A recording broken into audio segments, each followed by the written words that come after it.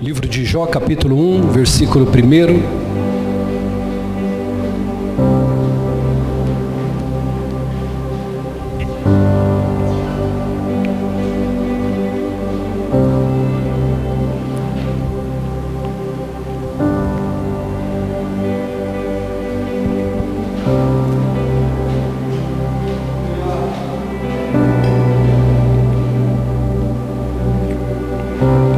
Leremos o versículo 1, 2 e 3. Diz assim o texto: Na terra de Uz vivia um homem chamado Jó. Era um homem íntegro e justo, temia a Deus e evitava o mal. Ele tinha 7 filhos, 3 filhas, possuía 7.000 ovelhas, 3.000 camelos, 500 parelhas de boi e 500 jumentos. E tinha muita gente a seu serviço.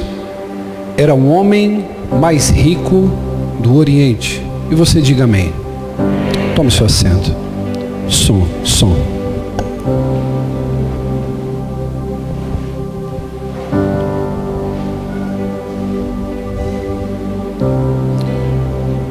Nós tivemos uma reunião hoje pela manhã, incrível, uma reunião de fé, uma reunião, por que não dizer, de milagres. O Senhor, Ele nos visitou de maneira poderosa.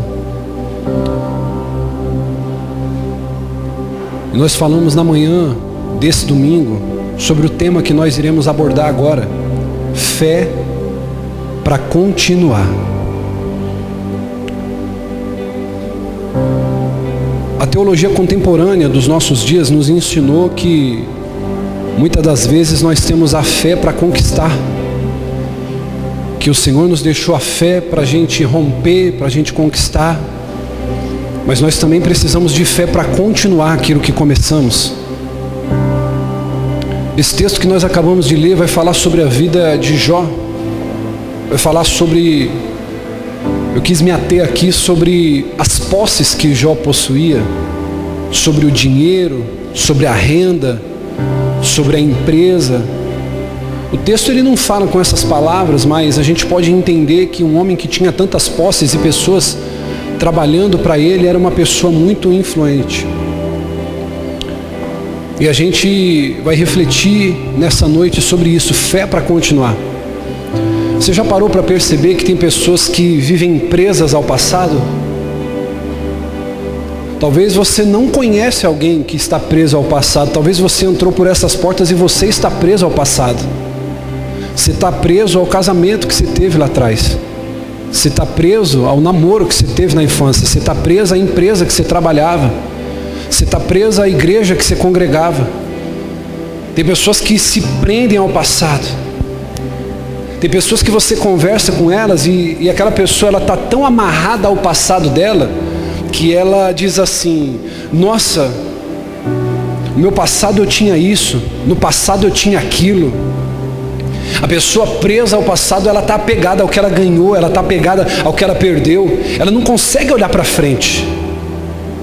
A pessoa que faz conta do que perdeu no passado, a pessoa que fica apegada ao passado, ela não consegue olhar para frente.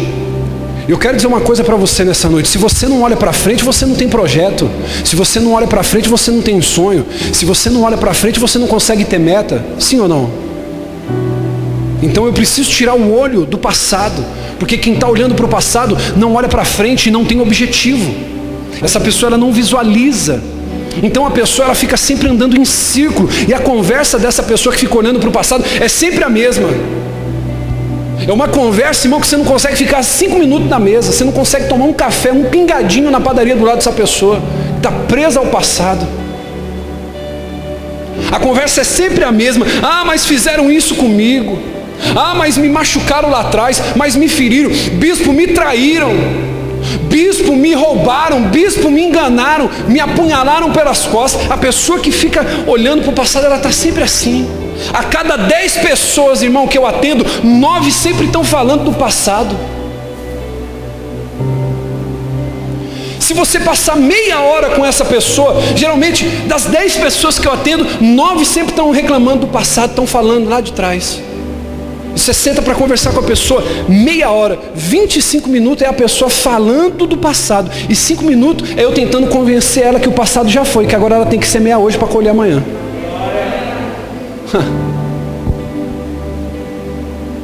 Se eu ficar 1 hora aconselhando, bispo, uma pessoa, é 50 minutos a pessoa chorando o passado, dizendo: bispo, eu tinha, bispo, eu perdi, bispo, aconteceu, bispo, já foi, bispo, eu perdi, bispo, está doendo, e 10 minutos eu estou dizendo: tudo isso já aconteceu, já passou, agora você tem que começar a olhar para frente. Então eu preciso, irmão, nessa noite dar um conselho para você, e o conselho que eu quero te dar nessa noite é: esqueça o que você perdeu. Esqueça o que ficou para trás. Não importa se você tinha um carro bom lá atrás, Deus ele pode te dar um carro melhor. Não importa se o seu casamento lá atrás, o seu namoro lá atrás, porque pode ser que tenham pessoas aqui que estão recomeçando. Talvez o seu casamento lá atrás não deu certo, não foi culpa sua, e você recomeçou. Deixa eu dizer uma coisa para você: Deus tem um casamento, uma família melhor para te dar hoje. Talvez a sua empresa quebrou e você está aqui hoje, Deus tem uma empresa melhor. Talvez você foi mandado embora e Deus está levantando um novo empresário, e você está chorando o salário que você tinha lá atrás. Eu estou falando alguma besteira aqui? Deixa eu fazer essa pergunta: eu estou falando alguma besteira? Às vezes você está chorando porque você saiu do seu trabalho, você foi mandado embora, a crise chegou, e na sua ótica você está passando por uma crise, e na ótica de Deus Ele está levantando um novo empresário dentro do bairro, um novo empreendedor. Na sua ótica alguém te feriu, alguém te traiu, e Deus Ele está te dando um livramento, Ele está tirando o que não prestava da sua vida. Então eu não posso ficar calculando o que ficou para trás. Olhe para quem está do seu lado e diga assim: esqueça o que você perdeu. Você perdeu um amigo? Deus tem 2 para te dar. Você perdeu o trabalho? Deus tem um melhor para te dar. Até porque a Bíblia que diz: a glória da segunda casa, ela vai ser muito maior do que a glória da primeira. Então eu não posso ficar olhando para trás. Eu tenho que olhar para frente, eu tenho que fazer como Paulo. Uma coisa eu faço, eu me esqueço do que ficou para trás e eu prossigo para o alvo. Você tem que entender uma coisa nessa noite, irmão: para de ficar contabilizando o que você perdeu lá atrás. Para de ficar contabilizando. É sempre assim na nossa vida: quem começa com a gente não termina com a gente. Tem pessoas que elas fazem parte do processo, elas não fazem parte do propósito. Então eu preciso entender que quando eu fico olhando para trás, contabilizando o que eu perdi, eu estou dizendo para Deus que Ele não tem poder para fazer algo novo na minha vida, porque eu estou choramingando aquilo que ficou, aquilo que passou. Agora você pode estar aqui nessa noite e dizer assim: bispo, não tem como eu esquecer o passado. E eu concordo com você, mas você pode ignorar o seu passado. Você não pode esquecer, mas você pode ignorar. Sim ou não? O problema é que quando a gente fica contabilizando as perdas que a gente tem, a gente acredita que de alguma maneira as pessoas vão se compadecer, as pessoas vão ter dó. E muito pelo contrário, quanto mais você chora, mais as pessoas se afastam de você. Eu vou te contar um segredo: sabe por que a tua vida não deslanchou? Porque você ainda reclama demais, porque você murmura demais, você chora demais. Ninguém quer estar do lado de alguém que só reclama. Ninguém quer estar do lado de alguém que só contabiliza a perda. As pessoas querem estar do lado de uma pessoa que vai dizer para você o seguinte: olha, está difícil, eu perdi, mas Deus tem mais para dar lá na frente. Deus tem mais para fazer. Deus vai fazer o sobrenatural. Está todo mundo passando por dificuldade, mas o Deus que a gente serve vai fazer a gente arrebentar. Sim ou não? Fiz uma pergunta: sim ou não, irmão? Você gosta de andar do lado de alguém que está reclamando do que perdeu, ou de alguém que está conseguindo ver um futuro brilhante? Agora eu te pergunto: se você gosta de andar do lado de alguém que vê lá na frente um futuro brilhante, por que você não é essa pessoa? Por que você não é essa pessoa que vai incendiar quem está do seu lado?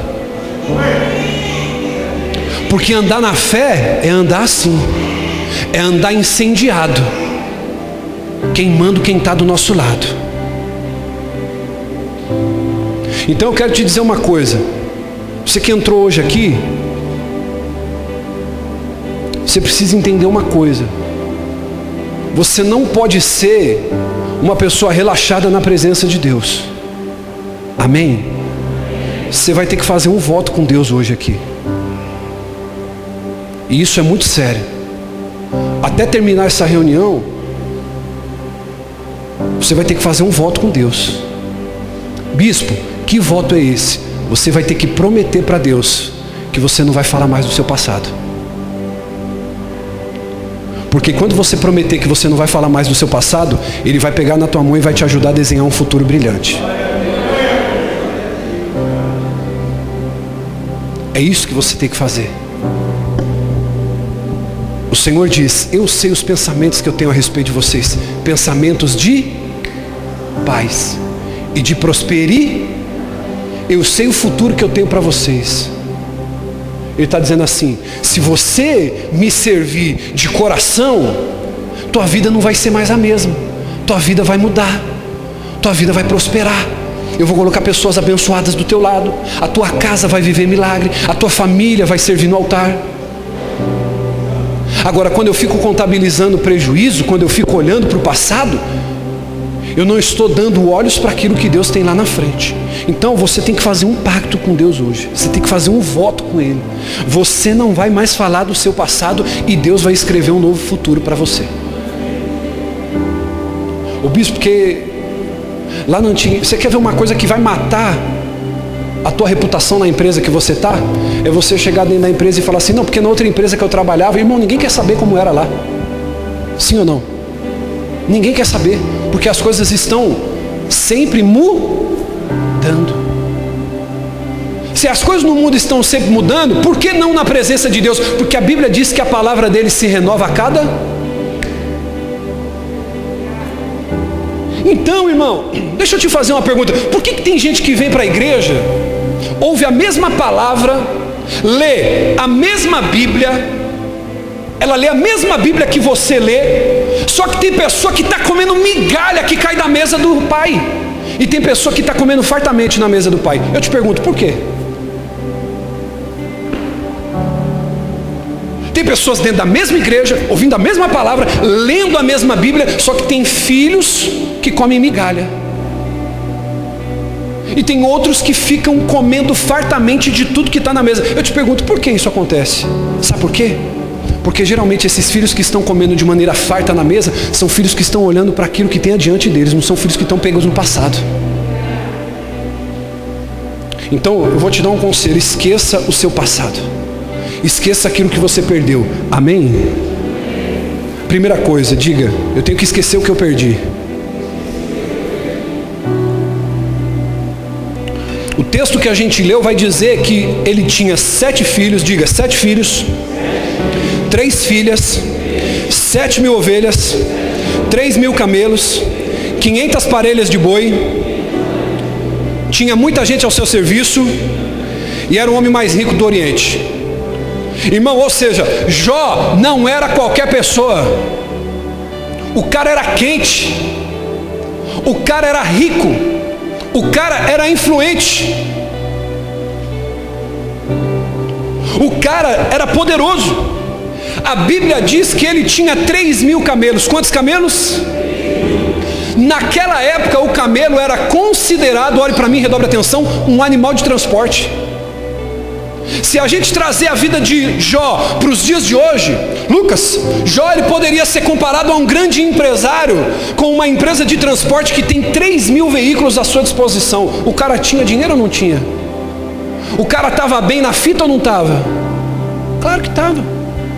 Agora, sabe o que me chama a atenção aqui? Presta atenção nisso aqui. Presta atenção nisso. Você não veio aqui para brincar, você veio aqui para a tua vida mudar, amém? Porque se você viesse para brincar, qualquer igreja daria certo para você. Mas você é uma pessoa que quer mudar de vida, pelo menos eu creio nisso. Aquele homem tinha tudo que alguém poderia sonhar financeiramente. Eu queria, irmão, se eu tivesse condições, se eu tivesse rico, bem de vida, eu queria ter 10 filhos, tranquilamente. Eu falo isso diante da presença do Espírito Santo. Filho é bênção. Eu fico pensando quando eu olho para minha filha, será que se eu tivesse mais filhos, eu conseguiria ter tanto amor dentro do coração? E só quem é pai aqui sabe disso. A Bíblia vai dizer que um dia Satanás ele toca na vida de Jó. E aquele homem, ele vai dormir rico e acorda, ele vai dormir feliz e acorda triste. Sabe por quê? Porque a vida é assim. Tem muita gente trabalhando para construir um império e não está com a vida alicerçada em Deus. Sabe o que eu aprendo aqui? A primeira coisa com a vida de Jó: cuidado, aquilo que você leva uma vida para construir, o diabo pode te tirar num dia. Porque o reino de Deus não é ouro nem prata, não é comida e nem bebida.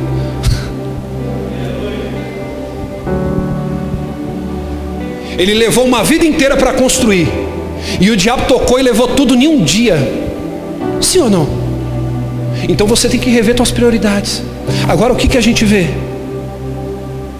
Uma notícia ruim atrás da outra. Jó, os seus filhos estavam no banquete, veio o fogo do céu, matou as tuas ovelhas, os teus bois, os seus camelos, os seus jumentos, a tua casa, só sobreviveu eu para te dar a notícia. Uma notícia ruim atrás da outra.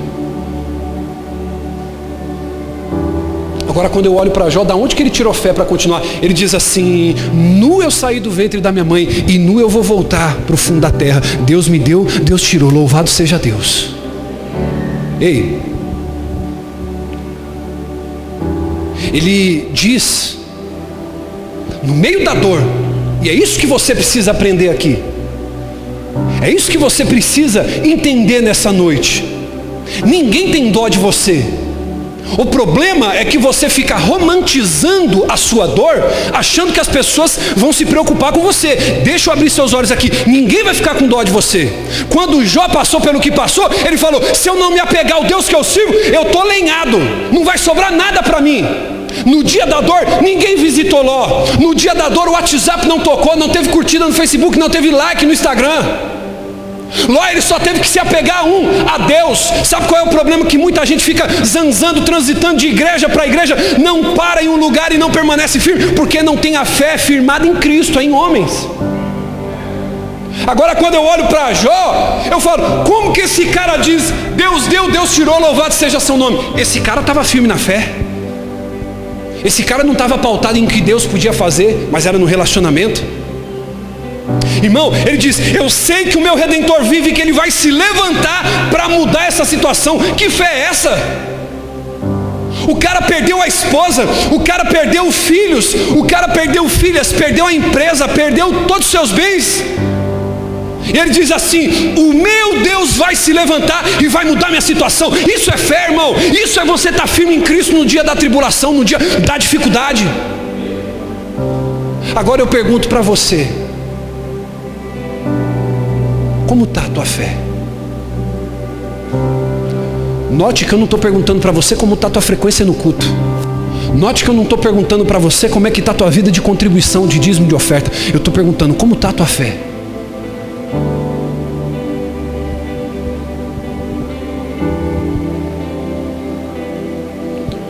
Eu te faço uma pergunta aqui. Jó tinha motivos ou não para falar do passado dele? Mas se você pegar a tua Bíblia para abrir ela em Jó capítulo 1, você não vai ver em nenhum momento Jó dizendo assim: meus dias eram felizes, agora eu estou infeliz. Pelo contrário, você vai ver com Jó com uma fé vibrante. Você vai ver Jó dizendo assim: eu vou arrebentar, vai dar tudo certo, o meu Deus é maior, a fé que eu tenho no Deus que eu sirvo vai fazer eu me levantar de novo. E a Bíblia vai dizer no capítulo 42, Deus mudou a sorte de Jó e deu o dobro de tudo o que ele possuía. Enquanto eu fico chorando aquilo que eu perdi, Deus nunca vai me dar aquilo que eu tenho para receber dele, porque eu estou chorando de alguma coisa que ele me deu. É igual músico, né? Cadê o pastor Diego? Se você continuasse chorando daquelas guitarras velhas que foram embora, Deus nunca ia te dar uma nova. Se você ficasse chorando aquele carro velhinho, sem direção, sem ar-condicionado, Deus nunca ia te dar um novo, pastor. Eu não posso ficar me apegando ao meu passado, amém? Porque se eu ficar me apegando ao passado, Deus nunca vai derramar um novo. Por quê? Porque eu quero ficar preso àquilo que passou.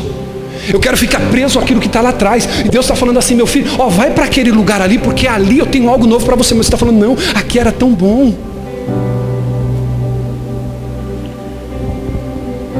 Diga comigo, Deus mudou a sorte de Jó. Deu tudo em dobro. Quantos filhos Jó tinha? 7 homens e quantas mulheres? Então ao todo quantos filhos ele tinha? Você pensou que você era o cara, né, filho? Agora lembra de Jó. Deus mudou a vida dele, ele passou dobro. Se ele tinha 10 filhos, como é que foi então? Quantos? Passava um ano, aparecia a mulher de Jó. Meu amor, você acertou onde a gaiola, lá na gaiolinha, onde a coruja dorme, estou grávida, aleluia. Passa mais um ano, daqui a pouco vem a mulher de Jó de novo.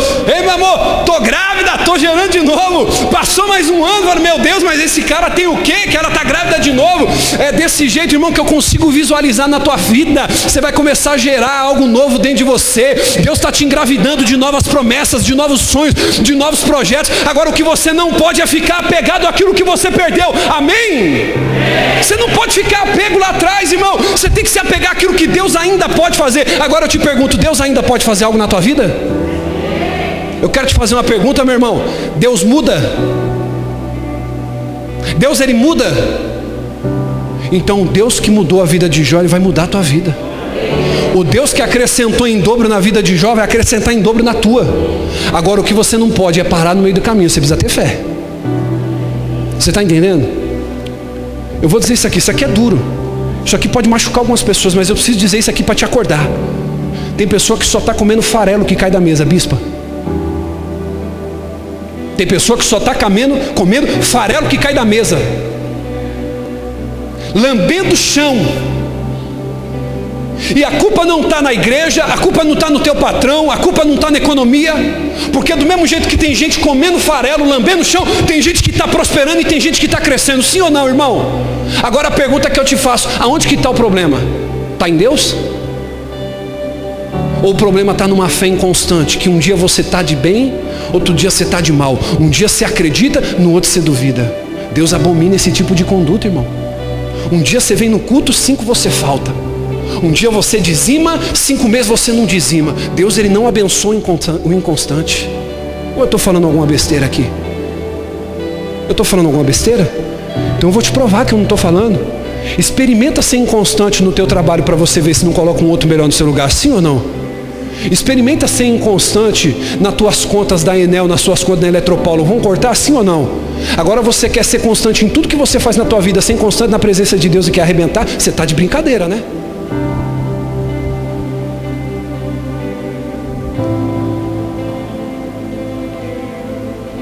Posso dizer para você? Seja inconstante em qualquer coisa na tua vida, mas na tua fé você tem que ser imbatível. Na tua fé você tem que ser imbatível, irmão. Vinha o que vier, aconteça o que acontecer, você não vai contabilizar o prejuízo do passado. Você vai olhar para frente, porque Deus tem coisa nova para fazer na tua vida. Você crê nisso? Ah, bispo, sabe o que é? Eu tinha um carro tão bom. Esquece essa porcaria, essa lata. Deus pode fazer mais na tua vida. Ah, bispo, porque o meu trabalho lá atrás. Deus pode fazer mais. O que você não pode é ficar agarrado no passado. Amém? Então a primeira coisa, querido, para você ter fé para continuar, não fica preso naquilo que você perdeu. Amém? Não se prenda. Qual que é o teu voto hoje? Qual que é teu voto hoje? Não falar mais do teu passado. Você não vai falar mais do teu passado. Porque quando você parar de falar o teu passado, o que vai acontecer? Deus, diga comigo, Deus vai escrever o meu futuro. Aplaude a Deus por isso, irmão.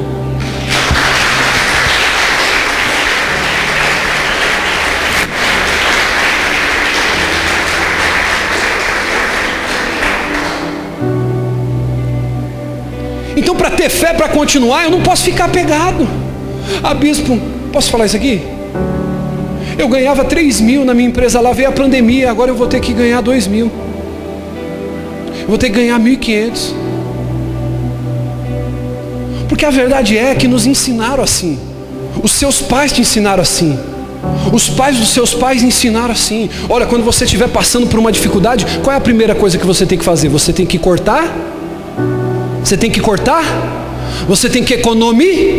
Agora, se eu disser para você que no meio da crise que você está enfrentando, você não tem que fazer corte de gasto nenhum e não tem que economizar. Por que no meio dessa crise você não aprende uma maneira de ganhar mais e não precisar descer o seu padrão de vida? Ninguém te contou isso, você acha que isso é estranho. Sim ou não? Eu não preciso, filho, que tirar o Danone do meu filho. Tem gente que aceita viver da maneira que dá, não aquilo que pode ser. Eu quero dizer uma coisa para você, irmão. Se eu preciso de fé para continuar, eu não posso ficar apegado ao... A segunda coisa, você tem que vencer o medo. Ô Lucas, lembra quando você trabalhava numa empresa, filho? Que você foi abrir o teu próprio negócio? Deu medo ou não deu? Sim ou não, filho? Fala alto para a igreja ouvir. Deu muito medo? Agora eu pergunto uma coisa para você. Você já está com o teu negócio? Já? Deixa eu te fazer uma pergunta. Algum dia você deixou de comer? Algum dia você deixou de pagar as tuas contas? Sabe o que é isso aqui? Precisou vencer o medo. Então, quando todo mundo olhou e viu um desempregado, Deus olhou e falou assim: estou levantando um novo empreendedor. Isso aqui, irmão, quem está assistindo BBB está com sono agora. Isso aqui é espiritual. Eu preciso vencer o medo. Abre para mim aqui, filho, Jó 3:25. Olha o que eu achei na Bíblia, irmão. Até eu fiquei espantado, Lion. Gostei da camisa, hein, meu brother? Tu tá elegante, hein? E a esposa, tá bem? Nós estamos orando por vocês, viu? Deus vai ser glorificado. Eita, homem bom é homem que trabalha em casa. Diga aleluia, irmão. Diga comigo assim: homem bom é homem que trabalha em casa. E o Laio está trabalhando para a glória de Deus, amém? E vai vir uma criança linda aí, irmão. Eita Jesus, mais um bebê. Olha para mim, eu vou contar até 3, você vai ler. Não lê desanimado não, lê, irmão, com energia. 1, 2, 3.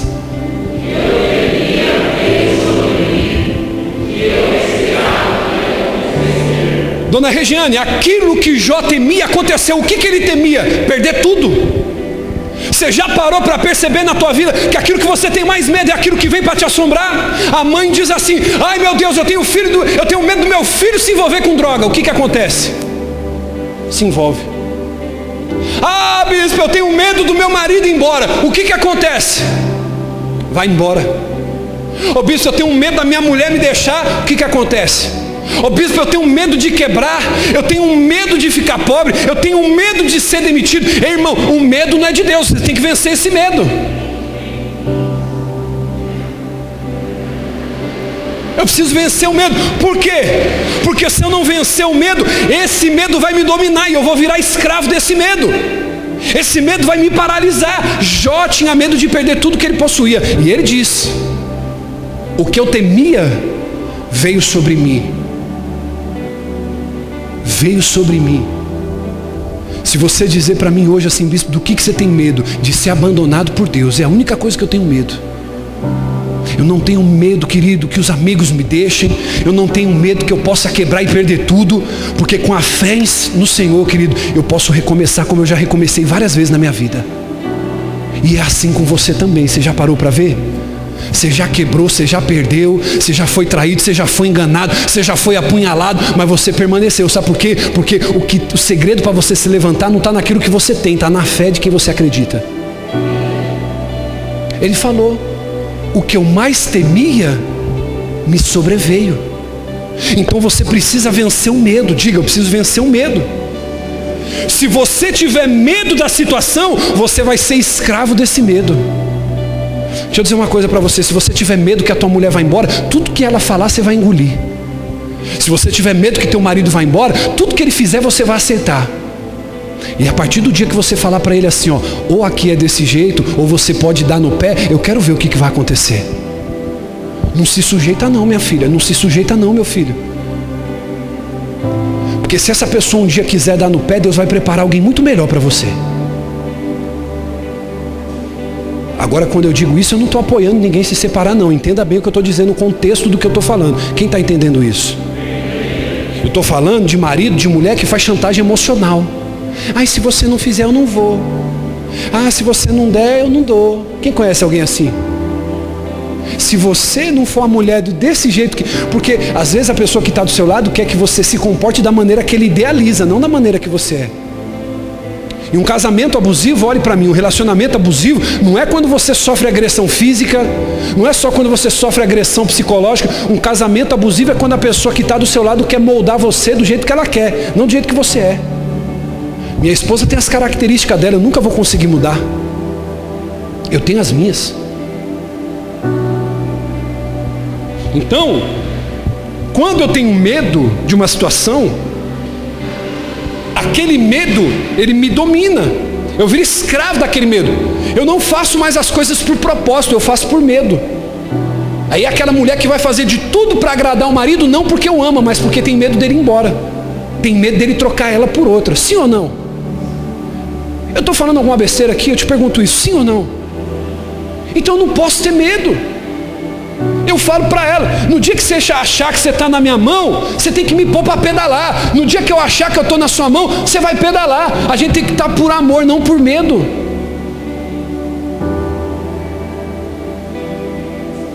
Você está na empresa lá, irmão, não, eu estou com medo de ser mandado embora. Irmão, começa a acreditar um pouco mais em você, você vai arrebentar. Se te mandar embora lá, vai se abrir uma porta melhor para você. Você tem que caminhar com essa fé, você não tem que caminhar refém das coisas. Você tem que acreditar no seu valor, no seu talento, naquilo que Deus depositou na tua vida. Amém? Se você não enfrentar esse medo vai te pressionar. Esse medo vai te aprisionar. Esse medo vai tirar teu sono. Esse medo vai tirar a tua vida. Esse medo vai tirar a tua fome. Por que a gente vê pessoas ansiosas hoje tirando a própria vida? É o medo. Tem pessoas, irmão, que não estão... Deixa eu dizer isso aqui para você. Isso é o que eu acredito. Isso aqui não está na Bíblia. Amém? Isso aqui é o que eu acredito. Isso aqui agora você pode escolher se acredita ou não. Eu entendo, querido, que essa pandemia tem arrebatado e matado muita gente. Sim ou não? Mas a pergunta que eu te faço: como que esse vírus pode ser tão seletivo? No metrô, no ônibus e num trem, ele não circula. Mas se você for pedir uma pizza meia-noite na tua casa, o empresário tem que fechar porque ele pode circular o vírus.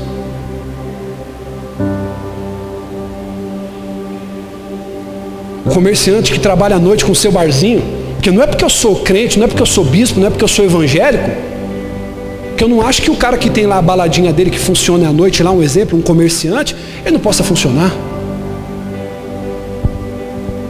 Eu não estou fazendo apologia aqui a isso, eu só quero que você entenda a linha de raciocínio. Quem está compreendendo isso? Então tem gente hoje que está com medo. Se você perguntar para mim, minha esposa que me falou, num caso de um rapazinho jovem, um gamer, que matou uma moça e gravou o vídeo, não foi? Isso aí, irmão, é assustador, não é? É assustador para você, irmão, que está vendo TV. Ô bispo, como é que está teu coração? O mais bem possível, porque eu não tenho tempo para essas porcarias. Eu me tranco no meu quarto e estou buscando aquele que pode mudar minha vida, que pode mudar a tua vida, que pode mudar a tua história. O problema é esse. Você fica vendo TV, você fica pegando teu celular, você fica rolando feed de notícia, só fica alimentando tua alma com coisa que te dá medo. É crise para lá, é crise para cá, é gente quebrando para lá, empresa fechando para lá, sim ou não? Agora eu pergunto para você, como é que no meio dessa crise toda nós estamos conseguindo colocar ar-condicionado? Nós estamos conseguindo reformar a igreja. Tem gente que está começando a abrir empresa aqui dentro. Tem gente que está sendo porta de emprego aberta para ela. Eu pergunto para você, por que isso está acontecendo? Será que Deus está aqui nessa igreja e não está em outras igrejas?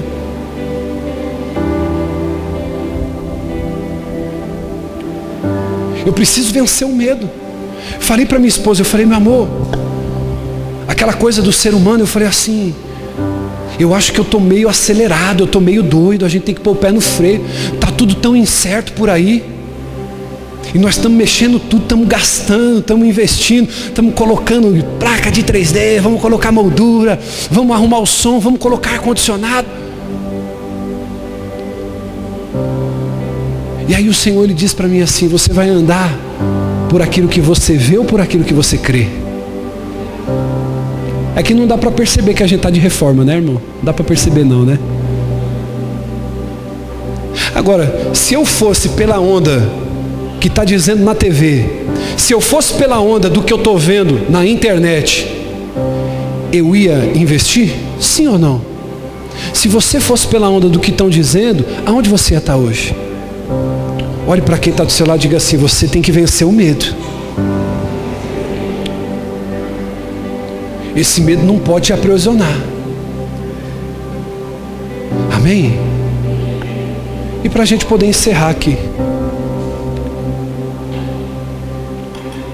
fé para continuar. Fé para continuar.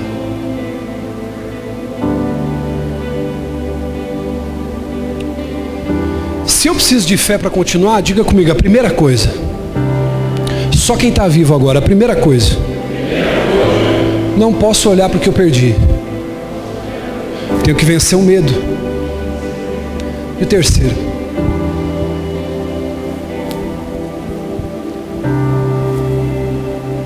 não aceite certas situações na sua vida. Vou repetir isso aqui. Não aceite certas situações na sua vida. Olhe para quem está do seu lado e diga assim: não aceite certas situações na sua vida. Melhora o meu retorno aqui, filho.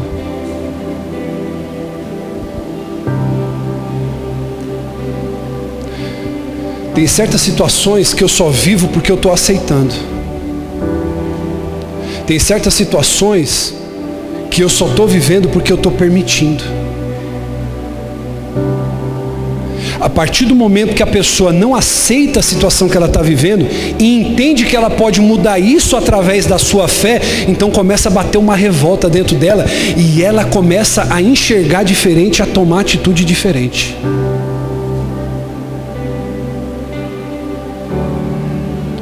Quando a pessoa entende que ela pode fazer diferente, que ela pode mudar a situação que ela está vivendo com a fé, ela não vai depender do gerente do banco, do patrão, do amigo, do fornecedor, do empresário, do governo, da economia. Ela fala: eu dependo de Deus. Por isso que eu digo para você, não dependa de homens, dependa de Deus. Enquanto para você tiver tudo bem andar nesse carrinho velho, vazando óleo, é o carro ungido, vai passando ungindo as ruas da cidade.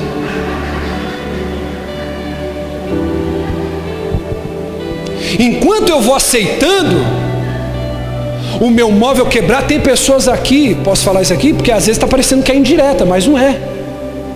Eu preciso abençoar a tua vida com a palavra, amém?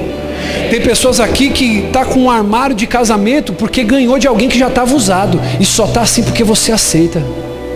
Você ainda não mudou. Você ainda não teve cara de entrar numa loja e falar assim: eu vou comprar novo. Sim ou não? Sim ou não, irmão? Dá um raladinho no teu carro, você fala: não, um raladinho não é, mas daqui a pouco dá aquele amassadinho na frente, no farol, você diz: um amassadinho não é? Daqui a pouco queima a luz de dentro, interna, uma luzinha, um queimadinho não é? Daqui a pouco você está andando com o carro todo arrebentado. E sabe por quê? Porque você está aceitando situações pequenas que vão se transformando em coisa grande. Então o conselho para você continuar: não aceite certas situações da sua vida. Tem situações que você tem que colocar um basta. Quando a gente ouve falar de Jó, a gente já pensa, eu queria pedir agora, todo mundo quietinho, eu já vou finalizar já, só um minuto, os músicos já vão subir, senão perde minha linha de raciocínio. Essa parte aqui é muito importante do sermão. Amém, os meninos? Só um minutinho aí, tá? Glória a Deus. Toda atenção aqui agora é pouca, toda. Se você está com sono, se levante, fique de pé. Não durma agora. Se você está cansado, não vou te culpar por isso, mas preste atenção aqui. Quando a gente olha para a vida de Jó, a gente precisa tomar cuidado com as crenças que os nossos pais, os nossos avós vão incutindo na gente. E tem uma frase célebre que fala sobre Jó. Quando alguém está muito estressado, alguém diz assim: tenha paciência Mas deixa eu perguntar uma coisa para você. Aonde foi que a paciência de Jó levou ele? Lugar nenhum.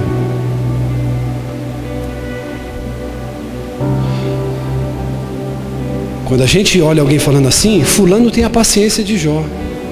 Mas a paciência de Jó não mudou a situação da vida, pelo contrário. Abre para mim aqui no capítulo 23 de Jó. Você vai ver quando a vida de Jó mudou. Sabe quando a vida de Jó mudou?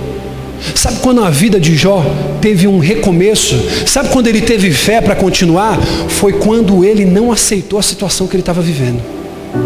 Foi quando ele olhou e falou assim: ei, peraí, alguma coisa está errada. Capítulo 23. Então Jó respondeu. Para quem que ele respondeu? Ele estava tendo uma conversa com alguém. Olha lá. Até agora me queixo com amargura. Ou seja, ele murmurava e não mudava nada. Reclamava. A mão dele é pesada a despeito do meu gemido. Estava falando de Deus. Versículo 3, olha quando muda. Se tão somente eu soubesse onde encontrá-lo e como ir à sua habitação. Versículo 4, eu apresentaria a minha causa e encheria a minha boca de argumento. Sabe o que Jó estava dizendo? Ele estava falando assim: se eu soubesse aonde encontrar Deus, eu chamaria Deus para um tete a tete e falava: Deus, por que eu estou vivendo desse jeito? A minha vida tem que mudar.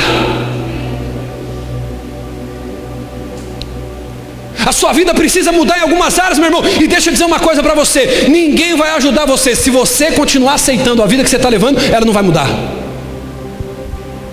Tem coisas na minha vida que eu não posso aceitar. Amém?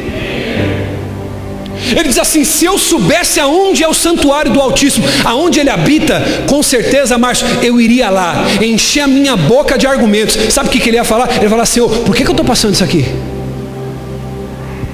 E aqui eu não consigo ver Jó de maneira desrespeitosa, querendo colocar Deus na parede. Não é isso. Sabe por que tem muita gente que não consegue tomar uma atitude como dessa de Jó? Porque a vida não tem integridade. Aí você fala: como é que eu vou cobrar de Deus algo que eu não estou vivendo? Aí você vai aceitando comer migalha. Quem está entendendo isso? Só que é muito forte. Ele diz assim: eu lhe apresentaria minha causa e encheria minha boca do quê? De argumentos. Ele ia falar: Deus, senta aqui um pouquinho, eu quero conversar com o Senhor. Que conversa é essa? Por que eu estou passando tudo isso? O Senhor não me criou para viver isso. O Senhor não me criou para a dor. O Senhor não me criou para a tristeza. O Senhor não me criou para viver em cima de uma cama. O Senhor não me criou para viver chorando. O Senhor não me criou para viver triste pelos cantos. O Senhor não me criou para viver com uma vida miserável. Jó diria isso. Tem situações na minha vida, na sua vida, que você não pode aceitar. Amém? Amém, meu irmão? Você não pode aceitar. Bispo, por quê? Porque uma coisa é você estar no fundo do poço.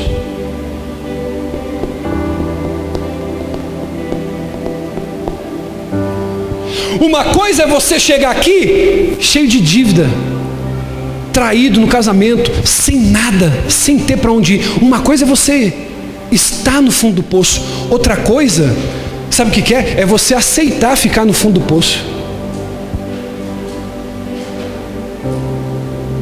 Uma coisa é você estar endividado, outra coisa é você aceitar ficar endividado, na mão de agiota, as pessoas te ligando, toda hora o telefone ligando para te cobrar. Não é normal, eu já estou acostumado, bispo. Uma coisa é eu estar no momento ruim, outra coisa é eu aceitar esse momento ruim. Quem está entendendo isso?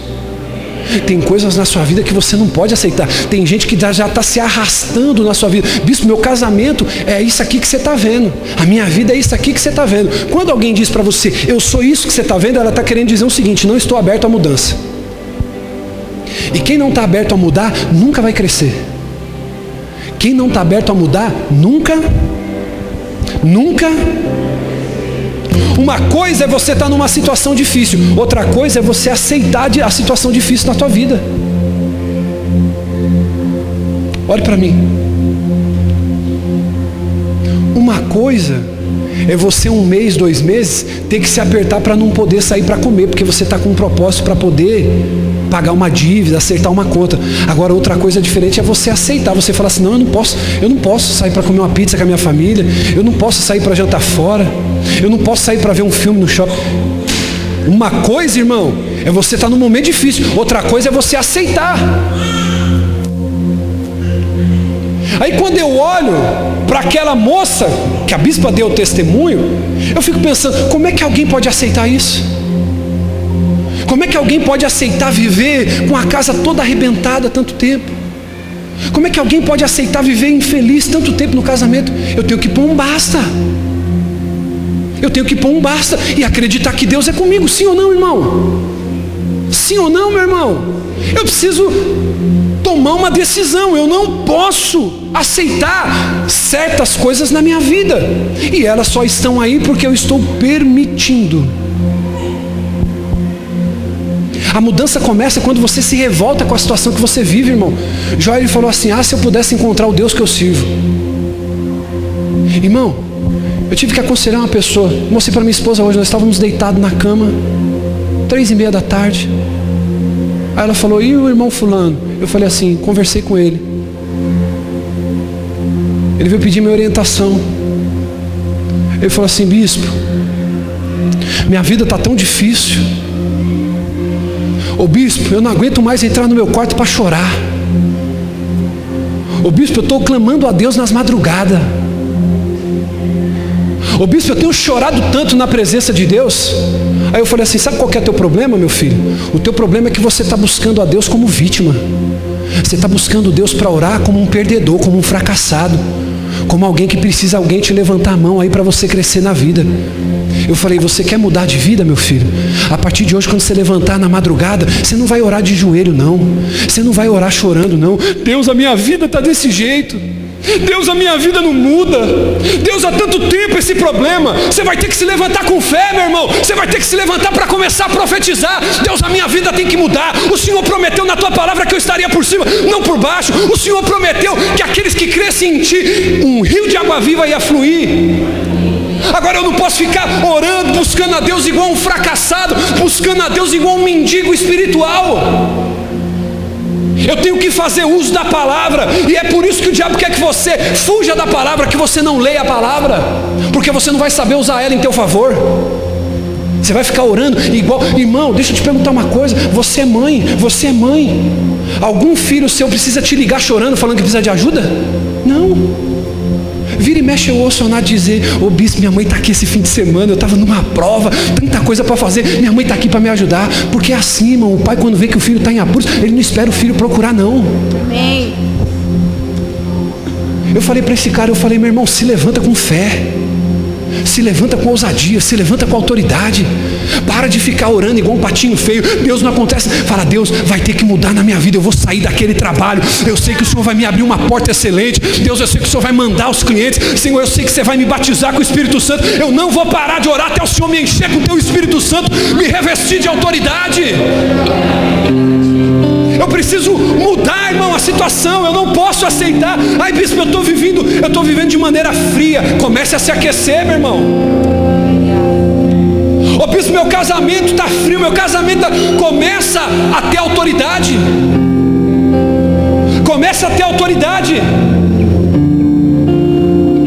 Você precisa fazer uso. Por isso que o diabo não quer, irmão, que você use esse livro aqui, ó. Por isso que ele quer que você deixe empoeirado dentro da tua casa.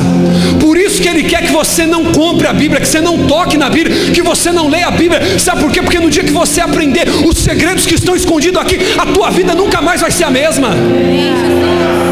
Tua vida vai ser diferente, tua esposa vai ser diferente, teu casamento vai ser diferente. Antes de vir para cá, eu tive que pedir perdão para minha esposa 3 vezes. Quantas vezes? Vim sem razão, mas vim com um casamento feliz. Aleluia. Eu sou bobo? Eu sou bobo? Sou nada. Tá aqui, ó. Veio bravo, esqueceu o celular. A criança mexeu nas maquiagens. Aquela coisa boa, irmão, que só quem é pai e mãe aqui sabe. Pastor Diego já vai experimentar isso, oh glória. A Nath vai experimentar as maquiagens, vai estar tudo em pozinho lá. Vai. A gente às vezes fala assim: isso está repreendido em nome de Jesus, mas a criança é uma benção. Vou dizer uma coisa para você: Deus não se comove com a tua dor, Deus se comove com a tua fé. Deus não se comove com o problema que você está passando. Quer um exemplo de que tem coisa que você não pode aceitar, de que eu não posso aceitar? A Bíblia vai dizer de um episódio que Jesus estava voltando de uma viagem. Jesus está no meio do caminho, Priscila, e ele sente fome. A Bíblia vai dizer que ele olha para uma figueira. Vamos ler esse texto?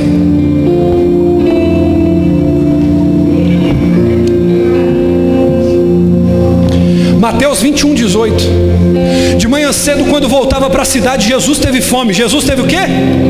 Jesus teve o quê? Ele viu uma figueira à beira do caminho, se aproximou dela, mas nada encontrou a não ser folhas. Então ele disse: nunca mais dê frutos. Imediatamente a figueira secou. Ao verem isso, os discípulos ficaram espantados e perguntaram: como a figueira secou depressa? E Jesus respondeu: eu asseguro, se vocês tiverem fé e não duvidarem, poderão fazer muito mais do que isso. Olha só, eu asseguro que se vocês tiverem fé e não duvidarem, poderão fazer não somente o que foi feito à figueira, mas também dizer a esse monte: levante-se e atire no mar, e assim será feito. E tudo que pedirem em oração, se crerem, tudo que pedirem em oração, se crerem, está entendendo, querido? Jesus olhou para a figueira e falou: o quê? Fez eu perder meu tempo. Quer ver uma coisa que me aborrece, irmão? Eu ir para qualquer lugar nesse mundo, na minha vida, que eu dedico meu tempo e não tem fruto. Jesus olhou para a figueira e falou: essa figueira é mentirosa, essa figueira é impostora. Sabe o que eu quero dizer para você? Eu encerro aqui. Uma figueira leva de 2 a 3 anos para crescer e dar fruto, se eles souberem cultivar ela direitinho. Quantos anos para uma figueira dar fruto? 2 a 3. Se cultivarem direitinho. Jesus fez ela secar em segundos. Sabe por quê? Porque ele não aceitou. Diga comigo assim: ele não aceitou aquela situação. Ele falou: uma figueira é para quê, irmão? Para enfeitar? Uma figueira serve para enfeitar um lugar, irmão? Eu vou te fazer uma pergunta, você me responde sim ou não. Uma figueira serve para enfeitar? Jesus falou: uma figueira tem que dar o quê? Ele não aceitou. E ele disse com uma palavra, diga assim: uma palavra. Eu quero dizer isso para você. Isso prova que uma palavra pode mudar a situação. Não importa quanto tempo esse problema está na tua vida, no teu casamento, na tua vida financeira, na tua vida espiritual. Não importa quanto tempo, querido. Uma palavra só pode secar essa figueira, pode mudar. Você não pode aceitar essa situação na tua vida espiritual. Você não pode aceitar essa situação na tua vida financeira. Você não pode aceitar. Você tem que fazer como Jesus. Não tá bom? Manda uma palavra para secar essa figueira maldita, irmão. Ela vai ter que sair dali. Não importa quanto tempo. Bispo, minha vida está assim 10 anos, 15 anos, 20 anos. Você vai ter que usar a autoridade que você tem no nome de Jesus. Vai dizer: figueira vai ter que mudar. Você vai se secar a partir de hoje.